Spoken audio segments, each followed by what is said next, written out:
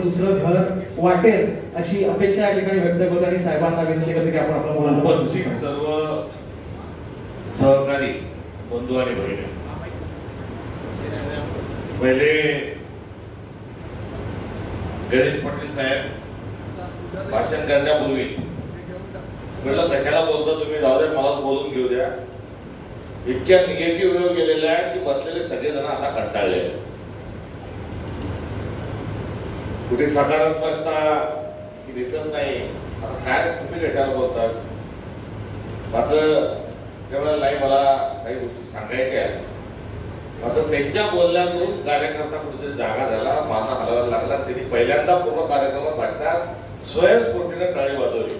त्यामुळे मला बोलणं जरा सोपं करून दिलं, त्याबद्दल त्यांचे धन्यवाद. क्लासमध्ये अर्धा ग्लास पाण्याने भरलाय आणि अर्धा खाली आहे. खरं आहे, त्याच्यात अर्धा खाली आहे आणि अर्धा भरलेला आहे.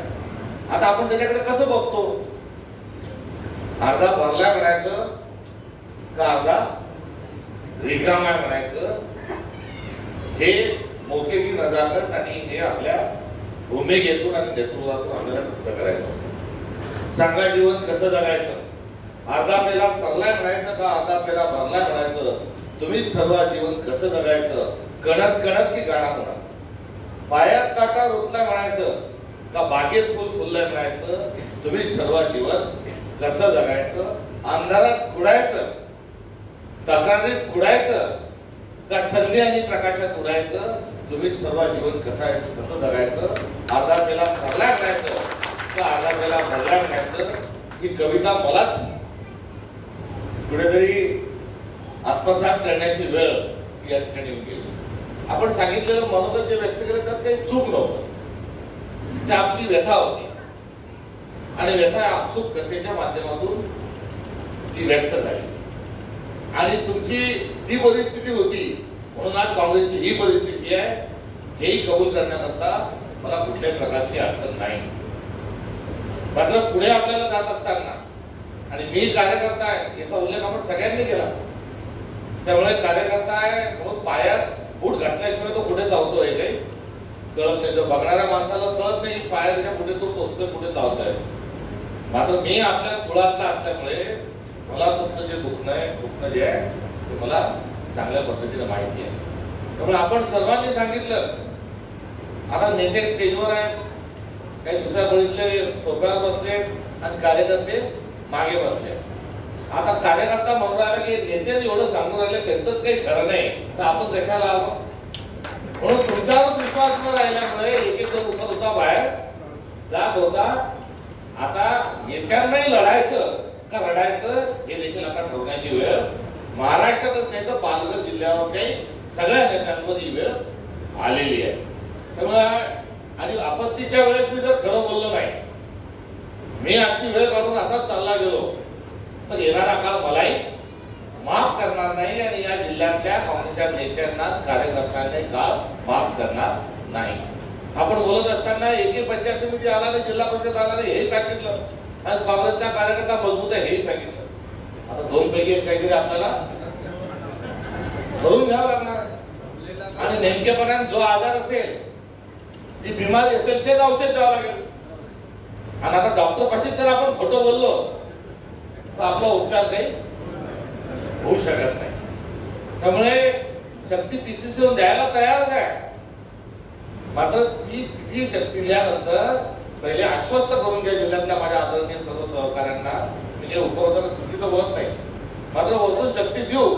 आता आपण शाळेत असताना सगळ्यांनी एका फुटक्या रांधायची गोष्ट ऐकलेली आहे. त्या फुटक्या रांधात किती पाणी भरलं तरी थांबू शकत नाही. त्यामुळे आम्ही तुमच्यावरून तिथून शक्ती दिली आणि जर मटके फुटलेले राहिले, रांधत फुटलेले राहिले तर आमच्या पाणी भरण्याचा काही अर्थ होणार नाही. त्यामुळे तुम्ही जे बंद खोलीत माझ्याशी जे बोलायला पाहिजे होतं ते स्टेज मध्ये बोललं, तुमचं काहीच चुकलं नाही, फक्त टायमिंग चुकलं. आणि ते टायमिंग चुकल्यामुळे थोडा एक गोंधळ निर्माण झाला. त्यामुळे मी स्वतःहून आपल्या जिल्ह्यात आलो आणि मला असं वाटतं की लोक आपलं ऐकतील. मात्र जे सुरू झाले मला तर ऐकून सुरू केलं. म्हटलं आपण काही सांगायला आलो का ऐकायला अजूनही काही राहिलं असेल की आदरणीय विजय पाटील साहेब मला भेटायला आले होते, त्यांनी मला जे तिथे सांगितलं तेच भाषण पुन्हा त्यांनी आले. आता तुम्ही मुंबईला या, मी तुम्हाला वेळ देतो, पण आता जे बोलले ते पण वापरले पुन्हा डबल सांगू नका. मी ओलाव करत नाही, मला प्रत्येक गोष्ट लक्षात राहते. आता पुढच्या आठवड्यात या आणि या पुढच्या कार्यक्रमात आम्ही कसे आंदोलन करणार आहोत, कसे कार्यक्रम करणार आहोत, लोकांपर्यंत कसे जाणार आहोत याचा कार्यक्रम घेऊन तुम्हाला पाहिजे त्या दिवशी मला जरूर येऊन आपण भेटा. मी तुमच्याशी चर्चा करण्याकरता तयार आहे. मात्र एक असतं विकासाचं गाणं, एक असतं प्रगतीचं गाणं. शृंखला पाहिजे असू दे, मी गतीचे गीत गाई. दुःख गळण्यासाठी आता आसवांना वेळ नाही, भूमिका घेऊन आपल्याला पुढे जायचंय. रण गाणं गायला आपल्याला परवानगी नाही, ते सत्य आहे. त्या वेदनांचा मी काही चुकीच्या आणि खोटा म्हणत नाही. मात्र वेळ चालली गेलेली आहे आणि आता वेळ अजून आपण तक्रारी मागच्या भूतकाळात जर आपण आपला वेळ घालवत बसलो तर येणारा काळ आपल्याला खरोखर माफ करू शकणार नाही. एक पारदर्शकतेने कारभार आपल्या सगळ्यांसोबत करायचा आहे आणि म्हणून माझा चार घेतल्या पहिल्यांदा जिल्ह्याच्या दौऱ्यांमध्ये माझा येण्याच्या मागचा हेतू तोच आहे. सिंधुदुर्गमध्ये गेला तो संदेश पोहोचला, रत्नागिरीतही पोहोचला, मात्र आपल्यापर्यंत आता आलाय आवडेल तर सगळंच सांगा सांगून जो गोंधळ झाला होता हा आता आपण इथेच कुठेतरी त्याला विरांजली देऊ आणि पुढे जाण्याकरता एक जिद्द आपण सर्वजण आपल्या वतीने ठेवू ही आव्हान आणि सूचना आपल्याला सगळ्यांना करतो. आणि एक गोष्ट सांगतो, हा विषय सांगतो की महाभारत आपल्याला सगळ्यांना माहिती. लढाई कुठे झाली होती? कुरुक्षेत्रावर झाली होती. कोणाकोणाची झाली होती? कौरवाची आणि पांडवाची झाली होती. गीता कोणी कोणाला सांगितली? श्रीकृष्णाने अर्जुनाला सांगितली. गीतात अध्याय किती आहे? 18 अध्याय. हे सगळं आपल्याला माहिती आहे. मात्र या 18 अध्यायाच्या गीतेच्या नंतरचा एक प्रसंग आहे. कृष्णाने अर्जुनाने सांगितले की मी लढत नाही, हे आपलेच आहे, हे हेच आहे, लढाई करून काय करू, माझ्या अन्याय झाला असेल, माझ्याशी चुलता चुकीचा वागला, मला जाळून टाकण्याचा प्रयत्न केला, वस्त्र आनंद झालं वगैरे वगैरे वगैरे सगळं सांगितलं. श्रीकृष्णाने तुझा धर्म आहे, लढाई लढ आणि तुला हे धर्मयुद्ध ही लढाई तुला लढली पाहिजे, तत्वासाठी लढली पाहिजे, सत्वासाठी लढली पाहिजे असा सगळा उपदेश केला. आणि त्या उपदेशानंतर जे भगवान श्रीकृष्णाने एक विश्वरूप जे आहे ते विश्वरूप अर्जुनाच्या समोर साक्षात्कार स्वरूपात मांडलं आणि त्यातून अर्जुन लढण्याकरता तयार झाला. आणि मी लढतो म्हणून एल्गार झाला, 3दा एल्गार झाला, लढाई सुरू होते. पहिला एल्गार झाला, शंखाचा निनाद झाला आणि दोन्ही बाजूला 2 सैन्य आहेत, लढण्याकरता आगंतुक झालं, तयार झालं. आणि असं लढत असताना रथावर श्रीकृष्णाने रथाचे पूर्ण जे दोरखंड आहेत ते आवळलेले आहेत आणि अर्जुन वरून त्याला विचारतो, अरे देवा, ही लढाई नक्की आपण जिंकू ना? कृष्ण म्हणाला, का नाही, त्यांच्याजवळ 18 अक्षरी सैन्य आहे, आपल्याजवळ 5 अक्षरी सैन्य आहे. त्यांच्याजवळ एकापेक्षा एक मोठे मोठे योद्धे आहेत. गुरुवरे द्रोणाचार्य आहे, पितामह भीष्म आहे, अजून हे सर्व तिथे आहे. आणि या सगळ्यांपेक्षा आपल्याजवळ तर योद्धे पण कमी आहे. ही लढाई आपण कशी लढू, आपण जिंकू शकतो का? तर त्यावेळेस दोरखंड आवडलेल्या कृष्ण हा रथातून खाली उतरले आणि अर्जुनाला म्हणाले की मला तुझ्या रथाचं सारथ्य करण्यात कुठलेही स्वारस्य नाही, कारण तू एक जिद्दी आणि एक तुझ्याजवळ सत्व आणि सत्य आहे, म्हणून मी तुझ्या रथाचं सार्थक धर्म म्हणून मी करण्याकरता मी तयार झालो आणि तुझ्या रथाचं सार्थ्य करण्यासाठी मी इथपर्यंत आलो. तुला मी गीताही सांगितली, मी तुला विश्वरूपाचं दर्शनही दिलं. मात्र तुझ्या मनात आलेली जी शंका आहे, अशा शंका आलेल्या माणसासोबत मला राहायचं नाही. कारण शंका ज्या ज्या लोकांच्या मनात असेल त्या माणसाचा विजय होऊ शकत नाही.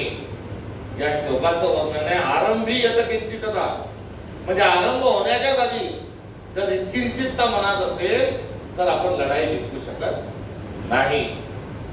यात अर्जुन कोण आहे, कृष्ण कोण आहे, शंका काय, हा सगळ्याचं विश्लेषण, निरीक्षण, परीक्षण हे प्रत्येकाने करून ती कथा बरोबर आत्मसात करावी. मात्र आपला शत्रू कोण आहे हे स्पष्ट आहे. जे दोन उद्योगपती आहेत हे महाराष्ट्राचे दुश्मन आहे आणि महाराष्ट्राच्या दुश्मनासाठी त्याच्यात पहिला जो बळी जाणार आहे त्या पहिल्या बळी जाणाऱ्यामध्ये पालघरच्या आदिवासीचा, पालघरच्या सामान्य माणसाचा, पालघरच्या प्रत्येक नागरिकाचा नंबर आहे. कारण अडाणी अंबानीच्या कशात महाराष्ट्र टाकायचा आहे आणि या अडाणी अंबानीचा रेड कार्पेट लाल गालीच्या टाकून त्यांचं स्वागताची तयारी झालेली आहे. आणि ही स्वागताची तयारी होत असताना आपल्या जिल्ह्यात येणाऱ्या काळात तुमच्या सगळ्यांच्या सातबाऱ्यावर, एकावर सातबाऱ्यावर एक असतो नमुना 7 आणि एक असतो नमुना 12. 7वर असतो महालगत, 12वर असतो जो वेदपत्र, ते 12चं असतं. त्यामुळे 7वर येणार आहे तुमच्या अडाणी आणि 12वर येणार आहे अंबानी. आणि सगळ्या जिल्ह्यावासियांचे 12 वाजल्याशिवाय काही राहणार नाही. त्यामुळे या जिल्ह्यामध्ये इथला जो भूमिपुत्र आहे, इथला जो आदिवासी आहे आणि इथल्या प्रत्येक माणसाच्या अधिकाराचं संरक्षण आपण कसं करू शकतो हे आपल्या समोरचं आव्हान आहे. आणि हे आव्हानाकरता आपण लढत असताना माझ्या आणि तुमच्या आपल्या कोणाचे मनात शंका असता कामा नये याची गुणगान आपण मनाची बांधली पाहिजे. आता 4.5 वर्षाची निवडणूक आहे. या 4.5 वर्षाच्या निवडणुकीत काय होणार आहे हे मलाही माहित नाही आणि तुमच्यापैकी कोणाला त्याची आपल्याला कल्पना नाही. म्हणजे आपल्याला सध्या काय करायचंय, तुम्ही किती कडक कपडे घातले, किती बॅनर पोस्टर लावले, तर तिकिटाचा मी आज शब्दही जरी दिला तरी 4.5 वर्षांनी काय होणार आहे काही आपण सांगू शकत नाही. मग राजकारण का करायचं, मग आपण कशासाठी उतरतोय, कशासाठी हा दौरा आहे, कशासाठी तुम्ही आले, जेवण करण्यासाठी, आम्हाला कोणी टाइमपास करण्यासाठी आलो, आम्हाला कोणी टिळक म्हणून विचारत नाही, घरी आम्हाला काही कोणी घेत नाही घरात म्हणून आम्ही आलो नाही. आज ज्या महाराष्ट्राला काँग्रेस पक्षाची संविधानिक जी लढाई आहे त्या लढाईची स्वातंत्र्याच्या चळवळीच्या वेळेस जेवढी गरज होती त्यापेक्षा खरंतर जास्त. मी काय कोणत्या आवेशात भावनेत बोलत नाहीये.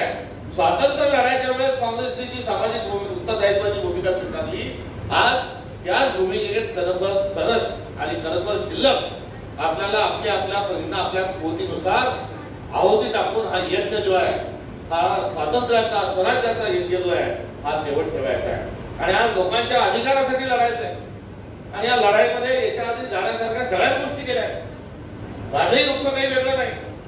मी कार्यकर्ता सांगत असताना मला पण माझ्यावर जे काही झाल्या गोष्टी असतील मी त्याच मनात घेऊन जर बसलो, तुमच्या खांद्याला खांदा लावून बसलो तर माझ्याकडून अधर्म होईल हे मी अत्यंत विनम्रतेने या ठिकाणी आपल्याला सांगू इच्छितो. त्यामुळे गेलेली संधी, हुकलेली संधी आज रडून आपल्याला वापस मिळू शकणार नाही. आज आपल्याला लढून आपलं कर्तृत्व गाजवण्याची मोठी संधी आलेली असताना आज या भूमिकेला साथ द्यायला कार्यकर्ते तयार आहे. तुमच्या पालघर जिल्हा एवढाच किंबहुना तुमच्यापेक्षा अधिक थोडा बदनाम असणारा जिल्हा जो आहे तो बीड जिल्हा आहे. त्या बीड जिल्ह्यातील 25 वर्षात एकही पंचायत समिती सदस्य निवडून आलेला नाही, एकही आमदार निवडून आलेला नाही, खासदार निवडून आलेला नाही. मात्र महाराष्ट्रात सगळ्यात मोठी समस्या कोणती असेल तर सद्भावनेची समस्या आहे. आणि त्या सद्भावना कमी झालेली आहे. आज माणूस माणसाची नीट वागत नाहीये. आणि त्या सद्भावनेची पदयात्रा काढण्याकरता जेव्हा आम्ही बीडला गेलो तेव्हा रस्त्यावर 10,000 15,000 लोक रस्त्यावर चालत होती. आणि ते चालत असताना एक दिलाने एका सुराने कुठलीही तक्रार न करता आज बीड जिल्ह्यामध्ये आपण सद्भावना यात्रा काढून आपण आपला धर्म जो आहे, आपलं कर्तव्य जे आहे, संविधान आपला धर्म आहे, भारतीय आपली संस्कृती, आपली जी परंपरा आहे तिचं पालन करण्याकरता गेलो तर भरभरून लोकांनी त्या ठिकाणी सहभागी झाले. आपण सिंधुदुर्ग जिल्ह्यामध्ये कोणाचं बॅनर लागत नाही, कोणाचं पोस्टर लागत नाही, कारण गुंड जे आहे ते सरकारमध्ये आहे. आता सरकार गुंड आहे का गुंडांचं सरकार आहे याच्यावर वाद होऊ शकतात. मात्र त्या जिल्ह्यामध्ये आपण गेल्यानंतर त्या दिवशीपासून लागलेले बॅनर पोस्टर आपले आजपर्यंत त्या ठिकाणी आहे. आणि आपण जेवढ्या आज संख्येने त्याच्या दीडपट दुप्पट त्या ठिकाणी सिंधुदुर्गचाही काँग्रेस कार्यकर्ता हा एकत्र आला होता. आणि त्याही ठिकाणी त्या दृष्ट प्रवृत्तीची, त्या मस्तवाल असणाऱ्या राजसत्तेतील लोकांशी लढण्याचा संकल्प हा सिंधुदुर्ग आणि रत्नागिरी जिल्ह्यातल्या लोकांनी घेतला. आणि हाच सिलसिला आणि हाच वसा आणि हाच प्रश्न मी आज घेऊन पालघरच्या लोकांपर्यंत आज हाच प्रश्न घेऊन आलोय की सांगा जीवन कसं जगायचं, रडत रडत का गाणं म्हणत. आणि हे म्हणत असताना आजच्या सभेत आपल्याला निर्णय घ्यायचा आहे, या पुढच्या काळामध्ये आपल्याला रडायचं का लढायचं, रडायचं का लढायचं. आणि लढायचं असेल तर पहिली अट काय, हम सब जोपर्यंत आपण एक नाही तोपर्यंत लढाई होणार नाही. कार्यकर्ता जनता नेहमी आमच्या सोबत असते आणि म्हणत असते तुम आगे बढ़ो हम तुम्हारे साथ है. त्याच्यात आपलं काय व्हायचं नाही व्हायचं ते होत राहील. येणाऱ्या काळात आपल्याला काँग्रेसचा मुख्यमंत्री करायचा आहे आणि हे होत असताना मी माझं ऍफिडेव्हिट जे सादर केलं ते आपल्याला माहिती आहे की मला काही मुख्यमंत्री होण्या कुठल्याही प्रकारचं स्वातंत्र्य नाही, राज्यसभेत जायचं नाही, विधान परिषदेत जायचं नाही. मग कशासाठी आलोय. आपण करत असताना जे ऑफ द रेकॉर्ड बोललं पाहिजे ते पण आपण ऑन कॅमेरावर बोलत असाल तर नेमकं आपण पक्ष कुठे घेऊन चाललोय हा वाईट वाटून घेणार नाही. चिंतनाचा आपण त्याच्यात गत काळातल्या गोष्टी आहे. तुम्ही एक सांगाल मी 10 सांगेल आणि इथं आल्यानंतर मी आता 1 लाख सांगेल. मात्र वेळ गेलेली आहे आणि आज त्या गोष्टीत आपण अडकून पडलो तर काळ माफ करणार आहे. त्याचा धडा जरूर घ्यायचा आहे.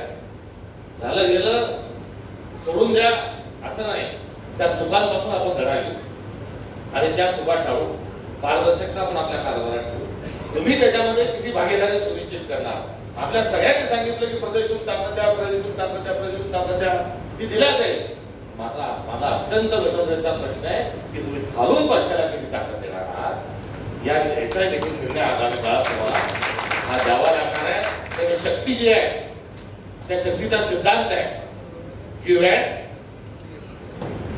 जसा रिस्पेक्ट गिव्ह रिस्पेक्ट एक आपण जसं म्हणतो तसाच की आपल्याला ती द्यावी लागणार आहे आणि घ्यावी लागणार आहे. बऱ्याचदा हे करत असताना घेण्याचं काम झालं, देण्याचं काम झालं नसेल. हे झालेले अपघातही मी या ठिकाणी विनम्रतेने मान्य करतो. मात्र आता आपण यात अडकून न पडता पुढे जाऊ. पालघरच्या समस्या जास्ती आहे. आपण दुर्दैवानं हा 2014 साली हा जिल्हा काँग्रेसने केला आणि करण्यामागची एक भूमिका होती, धोरण होती. मात्र ते धोरण घेतल्यानंतर ती भूमिका स्वीकारल्यानंतर जिल्हा तर होऊन गेला. मात्र त्याच्यात ताबडतोब नंतर आपली सत्ता चालली गेली. पहिले 5 वर्ष फडणवीसच राहिले. नंतर 2.5 वर्षाचा 2.5 वर्षाचा कार्यकाळ हा आपला महायुतीचा आला. त्याच्यात कोरोना नावाची भानगड येऊन गेली. त्याच्यामुळे काळ कधी आला कधी गेला ते काही कळलं नाही. नंतर त्या पुन्हा काळामध्ये सैराट नावाचा पिक्चर लागला. त्याच्याबद्दल न बोललेलं बरं 50 डोके त्याचा पण सगळा आला. हिरवळ झाली, काय झालं काय सगळं कार्यक्रम तोही आपण पाहिला. आणि आता पुन्हा देवेंद्र फडणवीसच्या माध्यमातून पुन्हा एक जुलमी सरकार या महाराष्ट्रामध्ये आता कार्यरत होत आहे. आणि हे जे सरकार आहे भाजपचं हे या महाराष्ट्रातल्या नागरिकांसाठी काम करत नाही आहे. या जिल्ह्यातले अधिकारी जे आहेत ते भारतीय संविधानाच्या नुसार काम करत नाही आहेत. हे पगार जरी शासकीय तिजोरीतून घेत असले तरी हे चाकरी हे अडाणी आणि अंबानी उद्योगपतींची करतात. हे सांगत असताना मला दुःख होतंय. बरोबर बोलतोय का चूक बोलतोय. गरीब कोणी फाटका माणूस गेला तर त्यांना त्याच्या कॅबिन मध्ये नको. मात्र लायसनिंग करणारा त्यांचा एजंट जर गेला तर त्याला पहिल्या पेजवर बसण्याची तिथे सांगितलं जातं. आता आपल्या पक्षाचा नसलेल्या सरपंचांनी माहितीच्या अधिकारात माहिती घेतली आणि ती प्रकाशित केली तर या जिल्ह्यातला कलेक्टर काय म्हणतोय की त्याला अटक करा, त्याच्यावर आम्ही कारवाई करू. अरे इंग्रज एवढे जुलमी नव्हते, मुघल जेवढे जुलमी नव्हते. देवेंद्र फडणवीस साहेब तुमच्या काळात तुमचे अधिकारी मस्तवाल स्वरूपात काम करत आहेत. तलाठी काम करत नाही, ग्रामसेवक काम करत नाही, पंचायत समित्या, जिल्हा परिषद, नगरपालिका तर यांनी ठिकाणावर ठेवल्या नाही. सगळी जी शक्ती आहे ती फक्त देवेंद्र फडणवीस साहेबांच्या जॅकेटच्या खिशात आहे.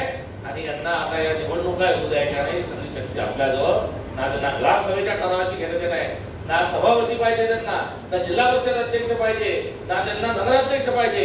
ही सगळी शक्ती त्यांना सत्ता त्यांच्याजवळ पाहिजे. आणि एवढी सत्ता जर त्यांच्या खिशात गेली तर त्याची किंमत कोणाला चुकवावी लागणार आहे. आम्हाला भारताच्या नागरिकांना चुकवावं लागणार आहे. आणि अशा आणीबाणीच्या काळात हिंदवी स्वराज्याचे संस्थापक छत्रपती शिवाजी महाराजांनी जे सांगितलं ते आपल्या भारताच्या संविधानामध्ये परमपूज्य डॉक्टर बाबासाहेब आंबेडकरांनी साकार करण्याचं काम केलं आणि महात्मा गांधींनी सांगितलं की शेवटच्या माणसाला जोपर्यंत वाटत नाही हा माझा देश आहे आणि हा चालवण्यामध्ये माझी भागीदारी त्यामध्ये अत्यंत महत्वाची आहे, हे जोपर्यंत वाटत नाही तोपर्यंत स्वातंत्र्य मिळालं नाही असा त्यांचा अर्थ होतो. त्या सगळ्यांची मुळाबेरीज अशी आहे की आता आपल्याला मोठा एक दुसरा स्वातंत्र्य लढा लढण्याची आवश्यकता निर्माण झालेली आहे आणि पर्याय विशेष करून माझे मंचकावर बसलेले सर्व मंचावरील सर्व सदस्य आपण तर आपल्याला स्वातंत्र्य सैनिक स्वतःला कुठेतरी समजून आपल्याला कामाला लागलं पाहिजे. घरादारावर तुळशीपत्र ठेवण्याची वेळ आहे, नव्हे तर आपल्याला जेलमध्ये जरी जायची वेळ आली तरी आपली त्याची मानसिक तयारी असली पाहिजे. परवाच्या दिवशी 4 दिवसापूर्वी माझ्यावर एक उपमुख्यमंत्री अजितदादा पवार साहेब म्हणाले की त्यांचं वाक्य जे आहे त्याच्यानुसार आम्ही त्यांच्यावर कारवाई करू. 2 दिवसांनी परवा एकनाथ शिंदे साहेब म्हणाले की राष्ट्रद्रोहाचा गुन्हा बरा दाखल झाला पाहिजे माझ्या. आता राष्ट्रद्रोहाचा गुन्हा आपण म्हणतो हा माझं त्याच्यावर उत्तर तुम्हाला जो गुन्हा दाखल करायचा तो करा, मी शेंगा हल्ल्या नाही तर फल उचलला नाही. औरंगजेब जुलमी होता तसंच तुमचं सरकार पण जुलमीच आहे. तो जेवढा क्रूर होता तेवढे तुम्ही पण तुमचं शासन पण तेवढंच क्रूर आहे. हे माझं काही चुकलं काय माझं? मी वायपण बोललो का? चुकीचं बोललो का? कार्यकर्ते तुम्ही का पण सांगताय बरोबर बोललो का चूक बोललो? बरोबर बोलल्यानंतर जर माझ्यावर राष्ट्रद्रोहाचा गुन्हा दाखवून माझ्यावर मोक्का लावून मला जेलमध्ये टाकत असेल तर माझी तयारी आहे. आणि हा काही माझा मोठेपणा नाही, हा काही मी टेंबा मिळवत नाही. तर आज रोजी मी स्वतःला काँग्रेसचा कार्यकर्ता म्हणून घेतो तर माझी ही तयारी असेल तरच मी स्वतःला काँग्रेसी म्हणून घेतलं पाहिजे. तिथं बघ उधर रामूवाले जरूर चालले गेले, आपण जे राहिलो उडाले जे कावळे राहिले ते काही सांगायचं काम. मिले सूर मेरा तुम्हारा तो सूर बने. ही परिस्थिती जी निर्माण तुम्हाला आपल्याला उभ्या महाराष्ट्रात करायची आहे त्यामुळे आपल्याला सगळ्या गोष्टींकरता तयार हे राहावं लागणार आहे. तर आपल्या पुढ्यात या गोष्टी मांडून ठेवलेल्या आहेत. त्यामुळे छोडो कल की बात पुरानी नए दौर में निकले हैं बेहतर बनाएंगे नहीं कहानी हम सब. एवढं आजच्या कार्यक्रमाच्या निमित्ताने या ठिकाणी आवाहन करतो. आता आलो पुन्हा आता अध्यक्ष आहे, मी तुम्हाला तारीख दिली, तुम्ही चांगलं स्वागत केलं त्याबद्दल तुम्ही तुमचं कर्तव्य पार पाडलं हे या ठिकाणी मान्य करतो. आता पुढच्या वेळेस जर जेव्हा यायचं तेव्हा कोणत्या कार्यक्रमाकरता उपक्रमाकरता आपल्या विचारांना पक्षाला आंदोलनाला उभारी देण्याच्या अनुषंगाने आपण काम करू. लोकसभा आपली नाही, विधानसभा आपली नाही आणि बॅलेटवर पंजा असताना आपली निशाणी असताना काम करायला लावणं ही किती दुर्दैवी वेळ आहे आणि प्रसंग आहे.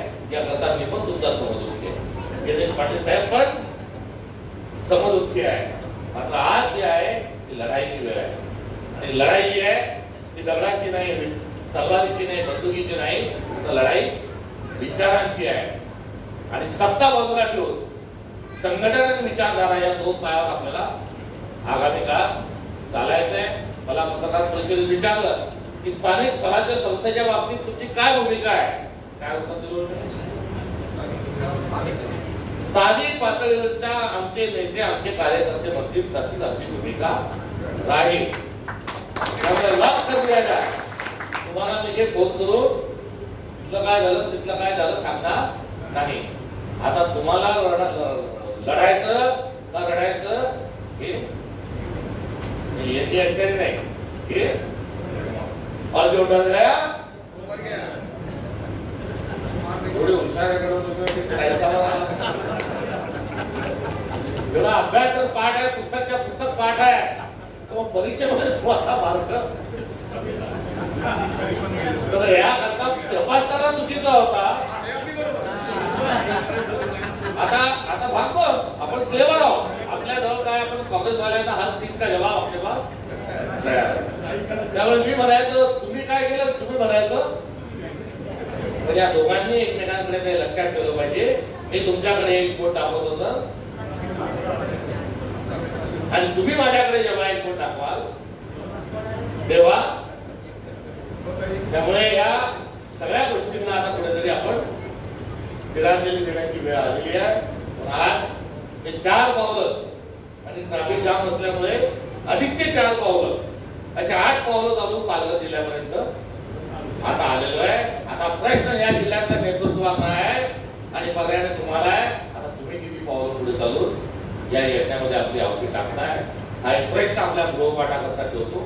आणि आपण सर्व येऊन आगामी काळातला कृती कार्यक्रम काय राहील यासाठी आपल्या सोयीनुसार वेळेनुसार सर्व तालुका अध्यक्ष आणि मंचावरील नेतृत्वाने जरूर मुंबईला यावं आणि त्यावेळेस आपण फक्त तिथे चर्चा करू की काय काय मुद्दे कसे आणि तो तुमचा ऍक्शन प्लॅन असेल तो करू. या त्यावेळेस जसा वेळ असेल त्याच्यानुसार आपण चर्चा करू. आणि आंदोलनाचा जिल्हा जे म्हटल्या गेलं तर त्यामध्ये लक्षवेधी जर काही प्रयत्न असले तर जरूर त्यामध्ये फरक पडतो. टू द पॉइंट ही लढाई जी आहे ती संख्येची नाही, ही लढाई जी आहे ती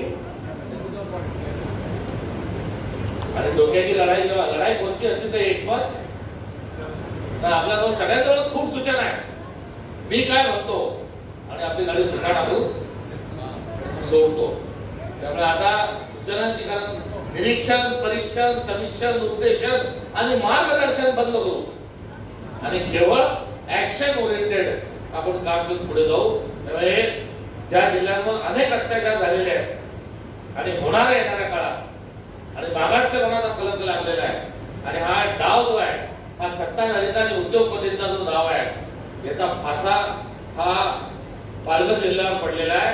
यातून मुक्त होण्याचा एकच मार्ग म्हणजे भारतीय राष्ट्रीय काँग्रेसचा कार्यकर्ता या ठिकाणी स्वातंत्र्य सैनिकासारखा लढेल ही एकच मार्ग त्यातून आहे.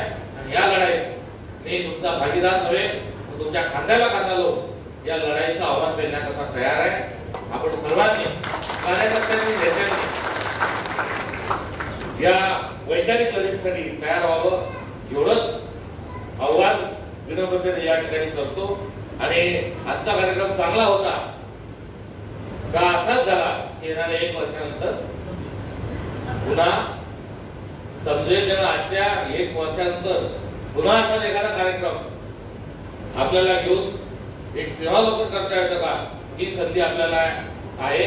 मात्र 1 वर्षानंतर जेव्हा परत आपण आलो तर या हॉलमध्ये तो कार्यक्रम होऊ शकणार नाही ही आपल्या सगळ्यांना त्याची गावी देतो.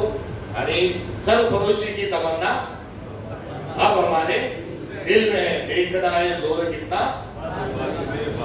हे आव्हान आपल्या सगळ्यांच्या पुढ्यात टाकतो थांबतो. जय जय भारत, जय काँग्रेस, जय जगत. आणि राष्ट्रगीतासाठी सगळ्यांनी उभे राहावे. राष्ट्रगीत एक साथ राष्ट्रगीत के लिए सावधान. राष्ट्रगीत सुरू कर. अधिनायक जय हे भारत भाग्य विधाता. पंजाब सिंध गुजरात मराठा द्राविड उत्कल वंग. विंध्य हिमाचल यमुना गंगा उच्चल जलधित रंग. तव शुभ नामे जागे तव शुभाशिष मागे. गाये तव जय गाथा. जनगण मंगलदायक जय हे भारत भाग्य विधाता. जय हे जय हे जय हे जय जय जय जय. भारत माता की जय. भारत माता की जय.